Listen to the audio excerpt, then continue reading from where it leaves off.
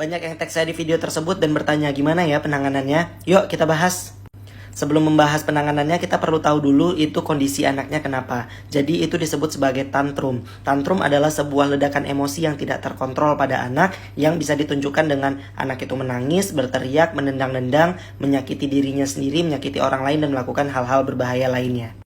Normalnya anak mengalami tantrum itu di usia 2-4 tahun. Kalau sudah sampai kelas 4 SD dan masih tantrum, artinya ada ketidakmatangan pada kontrol emosi anak dan itu perlu untuk diterapi perilaku. Tetapi ketika anak ini sedang tantrum seperti itu, apa yang harus dilakukan?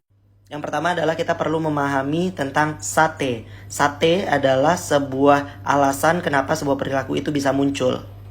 S adalah sensori, artinya mungkin anak tersebut membutuhkan sebuah sentuhan atau rangsangan pada bagian tubuhnya yang mungkin kita bisa bantu untuk menenangkan emosinya dengan cara disentuh, dibelai, dicium, dipeluk, atau digelitik. Yang kedua, A, attention, artinya anak itu butuh untuk diperhatikan. Jadi anak itu berteriak, menangis, meraung-raung seperti itu untuk bisa mendapatkan perhatian either dari orang tuanya atau orang yang ada di lingkungan sekitarnya. Yang ketiga adalah T, tangible, artinya anak membutuhkan akses untuk mendapatkan sebuah mainan atau objek tertentu dan mungkin saja dia menangis karena adanya keinginan tersebut. Yang terakhir E, escape, artinya anak ingin kabur dari tanggung jawabnya atau tidak bisa menyelesaikan masalah yang sedang dihadapi saat itu. Kalau dilihat dari videonya, sepertinya dia sedang menangis karena habis berantem sama anak yang satunya lagi yang berbaju merah karena si anak tersebut juga menangis.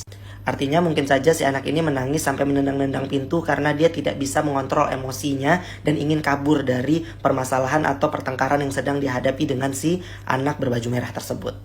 Setelah mengenal tentang sate, kita harus paham tentang bagaimana cara menangani anak tantrum. Jadi yang pertama adalah kita pahami dulu penyebabnya dari sate tersebut. Sebenarnya anak ini tuh tantrum kenapa? Apakah karena dia memang tidak mendapatkan sebuah sensori yang dia butuhkan, atau tidak mendapatkan attention yang dia memang cari, atau objek-objek tertentu yang memang dia minta, atau memang dia sedang escape, kabur dari tanggung jawab dan perasaan bersalah serta permasalahan yang dihadapi. Kemudian yang kedua, orang tua harus tenang dulu. Jadi ketika anak itu sedang berteriak, menangis, dan melempar barang atau bahkan menendang-nendang seperti itu, kitanya harus tenang dulu. Sehingga kita bisa berpikir jernih apalagi yang harus kita lakukan selanjutnya. Kemudian pastikan anak tersebut berada di tempat aman yang tidak akan membahayakan dia, sehingga walaupun dia nendang-nendang, dia tidak akan terluka ataupun tersakiti.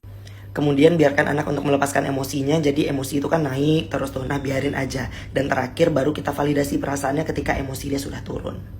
Ketika emosi dia sudah turun, validasi, tanyakan tentang sebenarnya dia mau apa sehingga kita bisa mencegah tantrum selanjutnya.